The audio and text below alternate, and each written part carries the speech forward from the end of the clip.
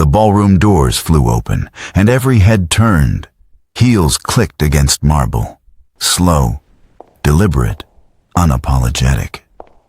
A black woman walked in, wearing a dress so simple it made everything else in the room look like it was trying too hard. She didn't scan the room nervously. She didn't smile to soften herself. She simply walked to her assigned table near the back, pulled out her chair, and sat down like she owned the silence that followed her.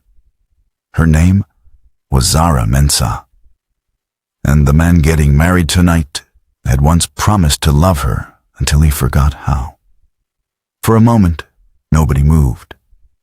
Then the whispers started, low and slithering, moving from table to table like smoke finding cracks beneath a door. A woman in a pearl necklace leaned toward her husband and said something behind her champagne glass.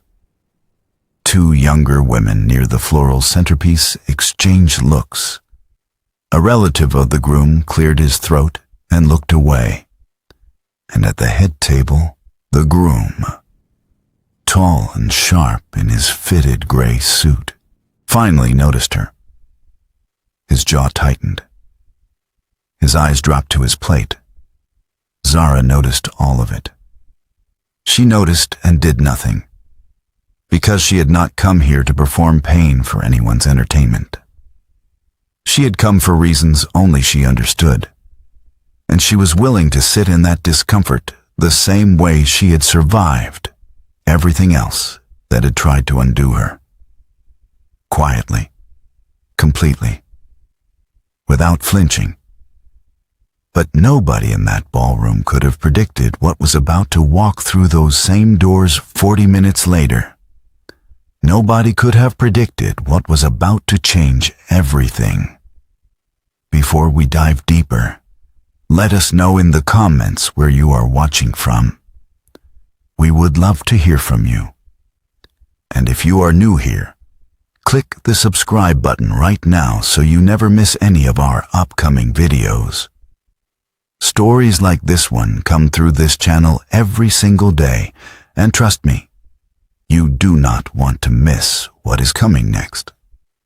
Now, let us go back to the beginning. Because to understand that ballroom, you have to understand the years that built it. Zara Mensah was born in Accra, Ghana, the second daughter of a university professor father and a mother who ran a textile business with the kind of quiet authority that made buyers feel like they had chosen wisely, even when she had done all the choosing. Zara grew up watching her mother negotiate without raising her voice. And something about that settled deep in her, became the template for how she moved through the world. She was not loud. She was not flashy. But there was something in the way she carried herself that made people pay attention even when she hadn't said a word. She moved to the United States for graduate school at 24, carrying 2 suitcases, a scholarship, and the particular kind of confidence that comes not from never being afraid, but from being afraid and moving anyway. That was where she met Sung Jin Kwak. He was in her economics cohort, Korean American, 3rd generation, the kind of man who ironed his shirts before 8 in the morning and had already mapped out a 5-year plan by the time most people were still figuring out their coffee order. He was disciplined and focused and slightly rigid in the way people become when they have spent their whole lives performing competence for parents who expected excellence as a baseline, not a bonus. They were paired for a semester project in the fall of their first year. And somewhere between the late library sessions and the arguments over data interpretation and the one evening he bought her jollof rice from a Ghanaian restaurant he had researched specifically because she had mentioned missing homes. Somewhere in all of that, something shifted between them. He told her later that what got him first was her mind. The way she could hold three competing ideas at the same time and weigh them without collapsing into one just for the comfort of certainty. He said he had never met someone so comfortable sitting in complexity. She told him what got her was quieter. It was the night he stayed until 2 a.m, helping her rework a section of their presentation she had been struggling with. And when she apologized for keeping him, he looked at her like the apology itself confused him. Like there was nowhere else he would have rather been. They dated for 2 years before he proposed. The wedding was small, deliberate, beautiful in the way things are beautiful when they are built from actual intention and not performance. But the cracks, as they always do, were there from the beginning. They were just polite enough to wait. His parents were never cruel to Zara. That was what made it complicated. They were never the kind of people who said the wrong thing outright. They were the kind who said nothing, whose silence carried more weight than most people's sentences. His mother would smile and ask about Zara's studies, and then pivot seamlessly to asking Sung Jin about a colleague's daughter who had just been promoted.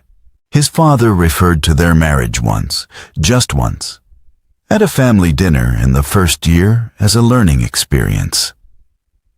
And when Sung Jin didn't push back, Zara understood something she had been trying not to understand for months.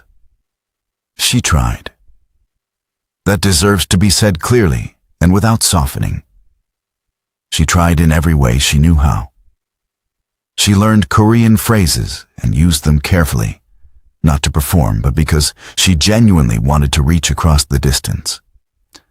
She cooked doenjang jjigae badly the first time, and better the third time, and asked his grandmother to correct her, and the grandmother did, briefly, almost reluctantly. And there was one afternoon in that kitchen that felt like the beginning of something. But beginnings need 2 people willing to continue them. Sung Jin began changing somewhere in year 3. Not dramatically. Gradually, the way a photograph fades. He started prioritizing business dinners with contacts who made certain assumptions about what kind of wife fit a certain kind of image. He started coming home quieter and leaving earlier. He started having conversations on the phone in Korean that he didn't translate. Not because he was hiding anything specific, but because somewhere he had begun building a version of his life in which she was adjacent rather than central. One night she asked him directly. She said, sitting across from him at the kitchen table with her hands flat on the surface between them, "Sung Jin, do you want this marriage, or do you want the version of your life where this marriage never happened?" He didn't answer right away. That pause told her everything. He said eventually, "You don't understand the pressure I'm under." She said, "Then explain it to me."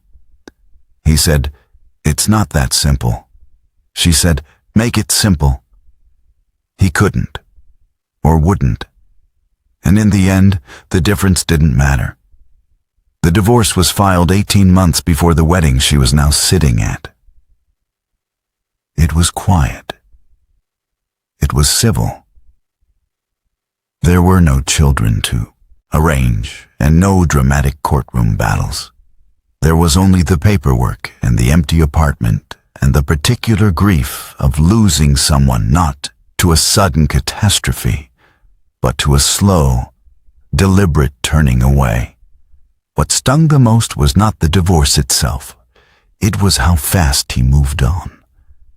Within 8 months, Sung Jin was photographed at an event with a woman named Hyun Ji Bai. She was elegant, Korean, the daughter of a business family with connections that made Sung Jin's career landscape expand almost immediately after they were seen together. Within 14 months, the engagement was announced.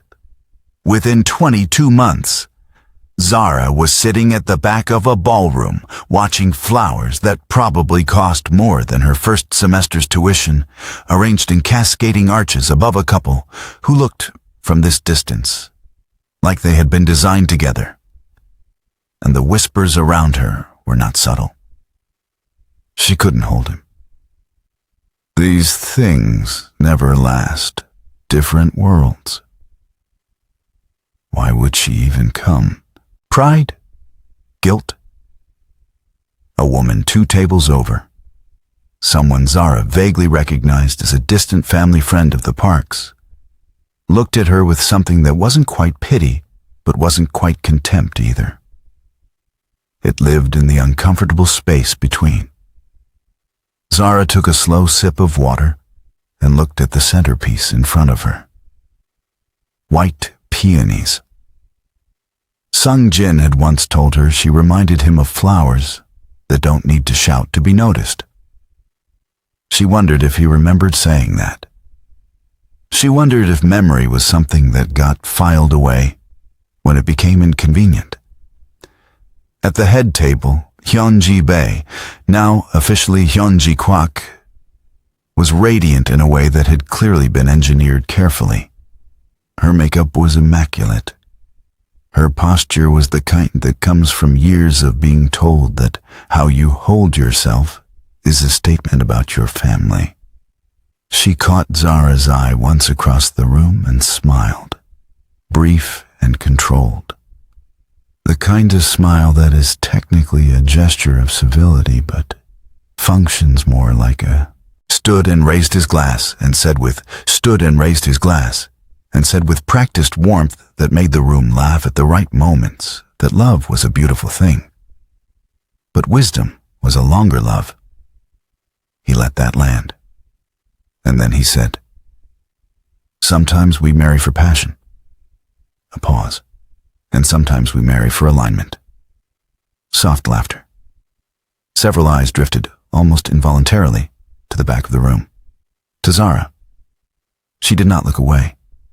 She met each glance without expression, without hostility, without performance. She simply existed in the room, the way a mountain exists in a landscape. She was not competing with anything around her. She was simply there. But something was shifting in her chest. Not grief, exactly. Not anger. Something older and more complicated than neither of those.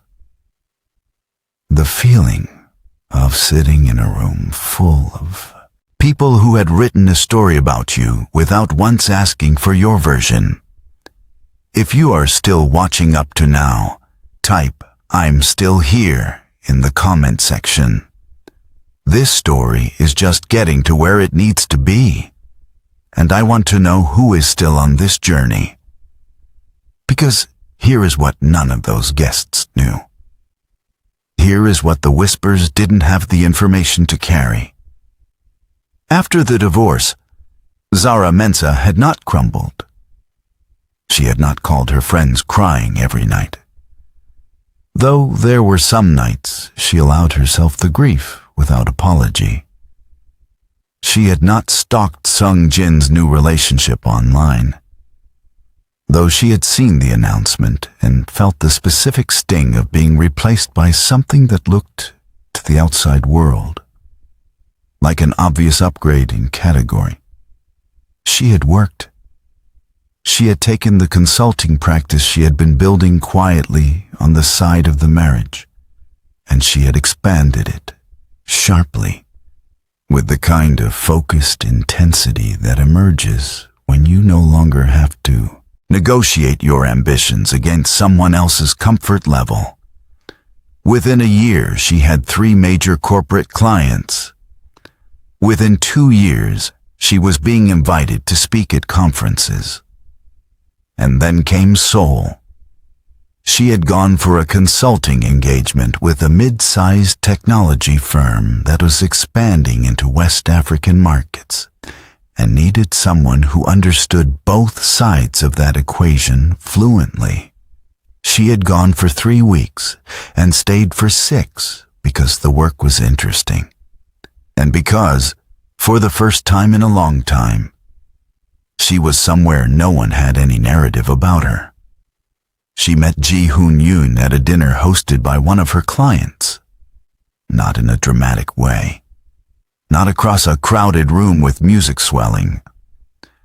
He was seated next to her at a long table, and he asked her before introductions were even finished what she thought about a particular shift in global investment patterns related to emerging markets in sub-Saharan Africa.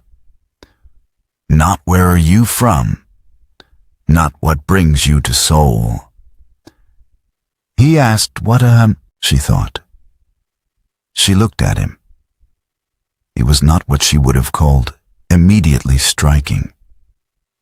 He was lean and reserved, somewhere in his late 40s, with the particular stillness of someone who has spent so much time in rooms where people were performing that he had decided, at some point, simply to stop performing himself. His suit was excellent. He wore it like he had forgotten about it. She answered his question with genuine engagement, and he pushed back on one of her points with a counter-argument that was sharp enough to make her want to defend her position. And they talked through the entire first course without either of them noticing. By the end of the dinner, she still did not know who he was. Not exactly. She knew his name. She knew he was an investment. She knew he asked questions like someone who was genuinely interested in the answers rather than waiting for a gap to insert his own opinion. It was only later, when she mentioned him to her client contact the next morning, that the contact looked at her with an expression that mixed amusement with something close to reverence, and said, "Ji-hoon Yoon, you spent dinner arguing about market theory with Ji-hoon Yoon." She said, "Yes. Was that a problem?" The contact said, "He is one of the most influential investors in Asia. His fund manages more than most countries' GDP. Zara processed that. Then she said, "He was wrong about the infrastructure bottleneck point." The contact stared at her, then laughed, and said, "I genuinely think that is the first time anyone has said that about him." Ji-hoon called her the next day, not to ask her on a date. He called to tell her she had been right about the infrastructure bottleneck point and to ask if she would be willing to consult on a project his fund was evaluating in Ghana. That was how it started, slowly. Over months of calls and meetings and one dinner in Accra where he met her mother and sat across from that formidable woman with complete composure and listened more than he spoke. Over a conversation in a hotel lobby in Singapore, where Zara said, without planning to, "I spent years trying to be enough for a family that had already decided what enough looked like. I don't do that anymore." And Ji-hoon had looked at her for a long moment and said, "Good. Just that. Good." He told her once, sitting on a bench outside the Gyeongbokgung Palace in the low light of a late afternoon. A woman who has learned to stand alone has learned something most people spend their whole lives avoiding. That is not a weakness to apologize for. That is the most quietly powerful thing I have ever seen. She had not cried, but it had been close. He proposed without grandeur, privately, with a ring that was extraordinary, but worn like it was simply the natural next step in something that had already been decided by the logic of who they were to each other. They had been married for 4 months by the time Seung-jin's wedding invitation arrived. She had almost not gone. She had discussed it with Ji-hoon on a Sunday morning over coffee, and he had listened without expression and then said, "Do you need to go?" She thought about it carefully, then said, "Not for him, for me. I want to sit in that room and feel nothing I have to run from." Ji-hoon nodded. He said, "Then go, and I will come when you need me." She had told him the time. She had not expected him to rearrange his schedule. He rearranged his schedule. Now, back to the ballroom. The uncle's speech had ended. The laughter had settled. The band was preparing to shift into something softer for the first dance. And Zara was sitting with her hands folded, watching the room with the patience of someone who already knew how this evening ended. Then the doors opened. Not dramatically. There was no theatrical timing. The doors simply opened the way doors open, and a man walked in wearing a dark charcoal suit that fit him with the casual perfection of something made precisely for his body. He walked without hurry. He did not look around the room to orient himself. He walked like he had already oriented himself from the outside.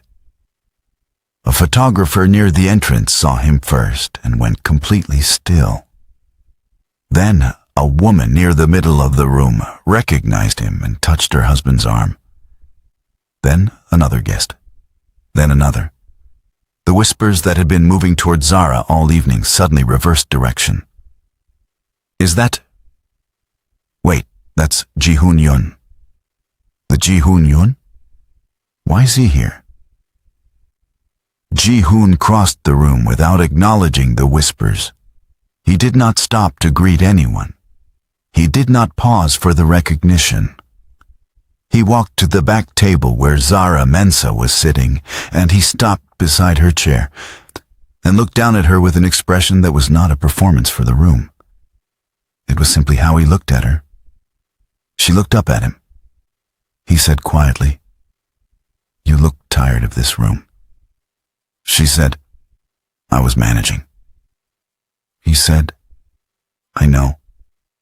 You always manage." He pulled out the empty chair beside her and sat down. Then he reached across and covered her hand with his.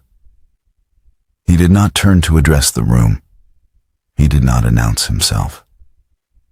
He simply settled beside her like a man who had arrived exactly where he intended to be. But the room already knew. Someone had looked him up. The information was moving through the ballroom on phones, in whispers, in stunned expressions passed between couples who had been exchanging knowing looks about Zara Mensa all evening. Hyunji's smile, which had been polished and fixed as a decorative plate all night, developed a hairline crack across its surface. She leaned toward Seung-jin and said something low and urgent. Seung-jin looked across the room. His color had changed. He sat very still with the look of a man doing rapid and uncomfortable recalculation. The uncle who had made the speech about wisdom and alignment turned his champagne glass slowly in his hand and looked at the ceiling. The woman in the pearl necklace stopped, whispering. And Zara sat beside her husband and did not smile triumphantly, did not look around to collect the shifted expressions, did not perform vindication for anyone watching. Because she had not come for this moment. She had come to prove to herself that she could sit in that room and breathe freely. And now she was breathing freely. That was all. Toward the end of the evening, Seung-jin crossed the room. He came alone. He stopped in front of their table and looked at Zara with an expression she had not seen on his face in a very long time. It was not the controlled distance he had worn for the last years of their marriage. It was something more honest than that. Something that looked, if she had to name it, like recognition. He said, Zara. I didn't know. She looked at him calmly. She said, know what, Sungjin? He said, any of this. I didn't know what you... He stopped. Started again. I didn't know you were... She said, no, you didn't. She let that sit for exactly the right length of time. Then she said, but that's not the thing that matters. He looked at her, waiting. She said, the thing that matters is that you knew exactly who I was when we were married. You knew my value. You chose to treat it as optional because it was easier than standing up in rooms full of people who needed you to pretend otherwise. She paused. I'm not angry about it anymore. I want you to know that. I spent a long time being angry, and it was a waste of energy I needed for other things. He said quietly, I should have been braver. She said, yes, you should have. Not cruelly, just clearly. Sungjin looked at Ji-hoon once. Ji-hoon returned the look with the particular composure of a man who had never needed to win this particular exchange, because he already knew how it ended. He did not speak. He simply existed beside Zara the way he always did, like a gravitational anchor that required no announcement. Sungjin nodded once, almost to himself, and walked back across the ballroom. In her heart, Zara felt something release. Not the dramatic release of someone who has been waiting years for this scene. More like the quiet release of setting down a bag you stopped noticing was heavy because you had carried it so long. She turned to Ji-hoon and said, Can we leave soon? He said, Whenever you're ready. She looked around the ballroom one final time, at the extravagant flowers and the guests and the bride, whose polished surface had shown its first real vulnerability tonight, and the groom who had learned something about courage too late to apply it to the life he had built with her. And she felt settling over her like something she had earned. The deep and uncomplicated peace of a woman who had nothing left to prove to this room. Because this was never a story about revenge. It was never about walking in and watching mouths fall open and collecting the satisfaction of being underestimated. It was about Zara Menza sitting in a room that had written her off and knowing, in a place too deep for anyone else's opinion to reach, that she was whole. That the divorce had not broken her, but had, in the particular way that only real loss can, cracked open space for something realer and more solid to grow. That Ji-hoon had not saved her. She had saved herself first. He had simply had the intelligence to recognize what she had built and the character to honor it. She thought about what her mother used to say when she was small, watching that woman close a negotiation with the particular calm of someone who had already decided the outcome before the other person sat down. Her mother used to say, "Know what you carry before you walk into a room. Then you will never need to prove it." Zara had walked into this room carrying something she finally understood the full weight of. She did not need a single person in this ballroom to confirm it. Standing up, smoothing her dress, she took Ji-hoon's arm, and they walked toward the exit together, not dramatically. Not slowly enough to make a point. They simply walked, the way two people walk when they are at peace with where they are going. Behind them, the ballroom murmured. But ahead of them, the night was open, and that was the only direction that mattered. Not every ending that looks like loss is a loss. Not every table that seats you in the back is trying to diminish you. Sometimes you are placed at the back so that when the real story unfolds, you have the fullest view of everything. Zara Mensah had the fullest view of everything. And she had walked out of that ballroom the same way she had walked in, with her spine straight, with her hands still. With the particular quiet power of a woman who learned, the hard way, that her worth was never something anyone else had the authority to assign. They thought she had come to witness her replacement. But she had come to witness her own release. And she had witnessed it completely. So here is the question for everyone watching this. What would you have done in her place? Would you have stayed home and protected your peace from a distance? Or would you have walked into that room the way she did, not to fight, not to prove, but simply to sit in the truth of who you had become? There is no wrong answer. But think about it. If this story moved you, like this video right now so that more people can find it and hear it. Subscribe to this channel if you have not yet, because we tell stories like this one every week. Stories about dignity and love and what people become when the world tells them they are not enough and they refuse to accept the verdict. And if you think tonight's ballroom was something, wait until you hear what happened at the inheritance reading, where 3 families and 1 envelope changed everything. That story is coming next, and you will not want to be late for it.